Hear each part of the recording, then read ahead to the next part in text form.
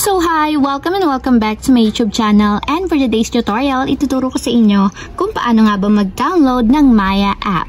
But first, then subscribe to my channel and don't forget to hit the subscribe button and the bell to notify you for my new updates. And if you want to learn more, just keep on watching and let's start. So ayan guys, for today's tutorial, gagamit lang tayo ng Google Play Store. So itap na natin yung ating Google Play Store. Then, pagka-open ng Google Play Store, pumunta lang tayo sa search bar. Then, isa-search natin dito is yung Maya.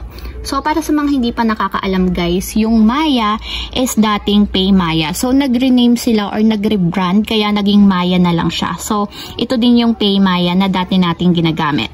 So, ayan, ganito yung itsura ng Maya app. So, kulay black na yung kanyang logo na may green. So, Maya na lang yung nakalagay. So, ayan, para ma-download and install, kailangan itap natin dito yung install. So, kung makikita nyo guys, mataas din yung kanyang ratings. Meron siyang 4.7 at ang file size niya is 129 megabytes and then 10 million downloads. So, maganda din yung ratings ito guys kasi maganda din gamitin ang Maya bukod kay GCash. So, ayan guys, wait lang natin hanggang sa matapos ma-install.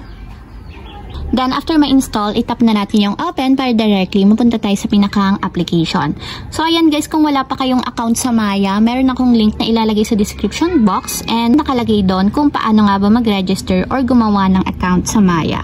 So, ayan lang guys, ganun lang kasimple kung paano nga ba mag-download ng Maya app. If you have a question, kindly comment down below and don't forget to hit the subscribe button and the bell to notify you for my new updates.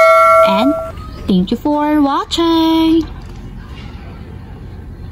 Living life, every day, late at night, not okay.